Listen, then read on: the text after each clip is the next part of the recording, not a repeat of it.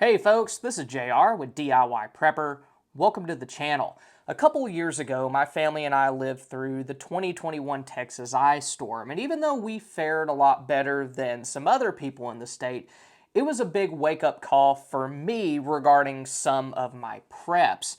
And one thing that I wished that I had back then, but I didn't, was a buddy heater. And once things thawed out and got back to normal and they got back in stock, it was one of the first things that I picked up. And what's nice about buddy heaters is that you can get them in several different sizes depending on what you're needing to warm up.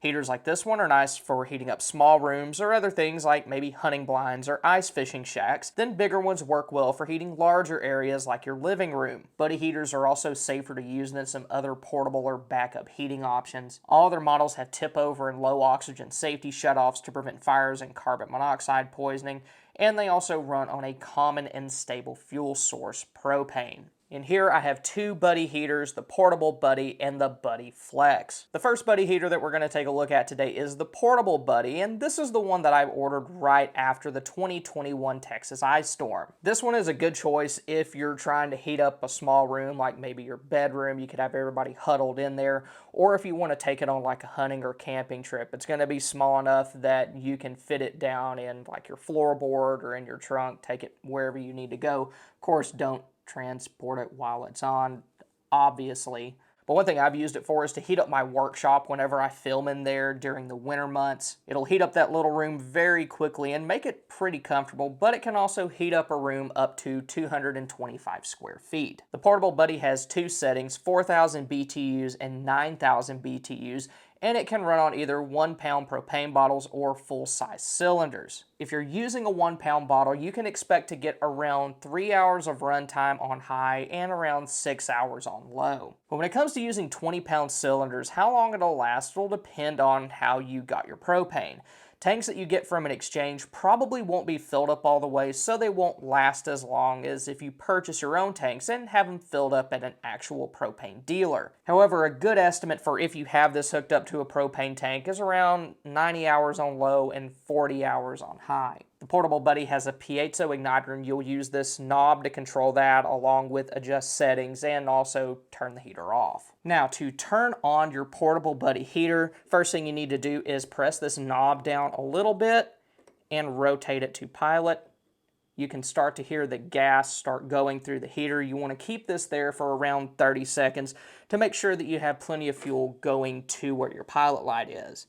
After you've done that, press down on the knob, and that should ignite your pilot light. You're going to go ahead and keep that there for another 30 seconds or so just to make sure that that pilot light is nice and established.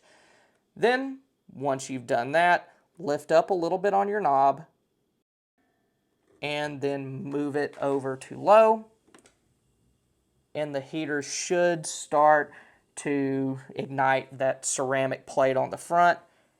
And once that's good, you can move it over to high if you want to, and you should start to see the heater start to glow orange if you did it right. Now, if you want something smaller, then you could pick up the little buddy. That one will put out around 3,800 BTU and will heat up to 95 square feet.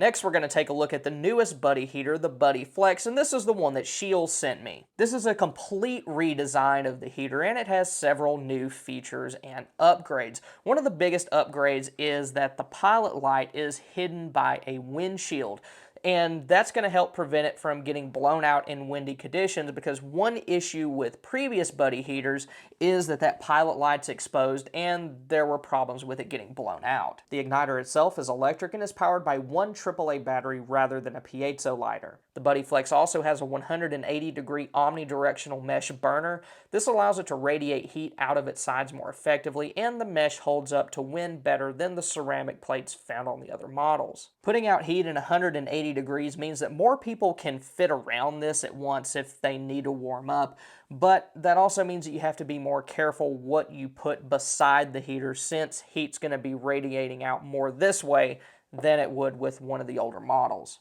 Another cool feature of the Buddy Flex is that you can hook it up to a cooker that's been specifically designed for it. But one downside to using the cooker with the Buddy Flex is that you cannot heat and cook at the same time. It's kind of an either or deal.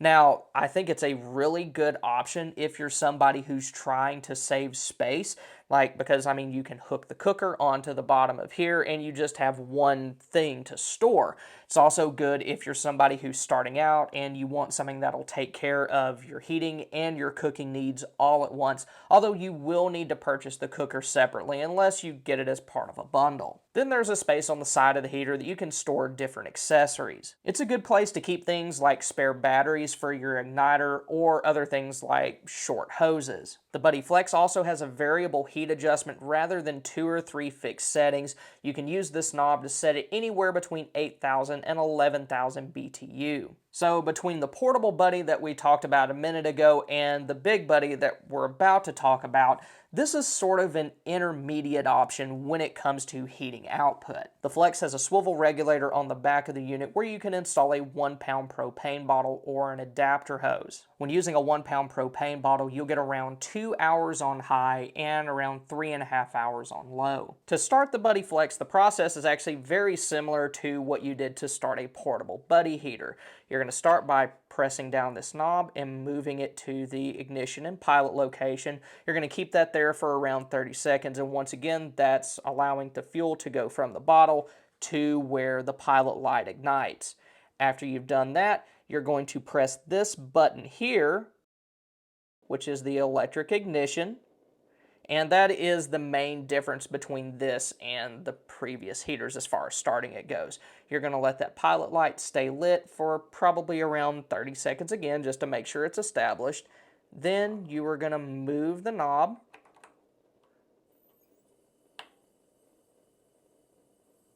And then you'll start to see that element start to glow. Then, once that's established and it's going well, your heater's ready to use. Now, if you need to heat a larger area, then you're going to want to get the Big Buddy. I don't have one of those, but it's basically a portable Buddy heater that's been doubled in size.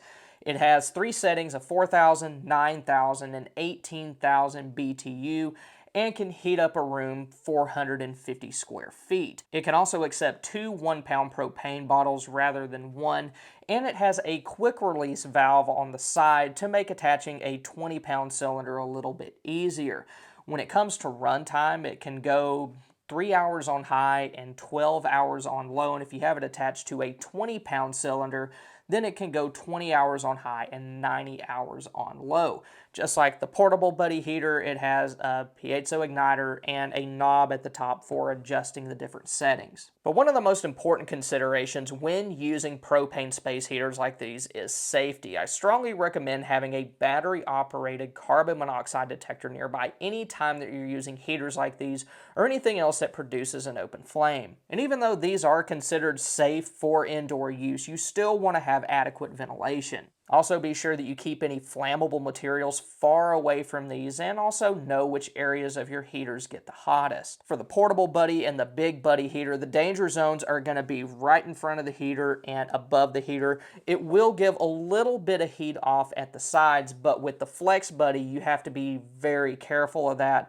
because in addition to, the front and the top, it's going to give off quite a bit of heat on the sides as well. Then also be sure to have a fire extinguisher nearby in case an accident does happen. When it comes to fuel, the 1-pound propane bottles are generally considered safe to use indoors, but if you're using a 20-pound cylinder, then you want to keep that tank outside. And the best way to do that is to get a longer adapter hose so that you can have the heater where you need it, but also run that hose through a window and connect it to the tank outside. Then there's some other things to keep in mind if you plan on using your heaters with larger cylinders. The first is that many hoses contain small amounts of oil inside of them that could damage the heater. Using a filter like this will prevent any oil from getting inside. And Mr. Heater does make some hoses that don't require a filter, so my recommendation would be just get hoses made by Mr. Heater and then also read the packaging to figure out if it needs a filter or not. Connecting a hose to a Buddy heater is pretty easy. All you need to do is attach one end of the hose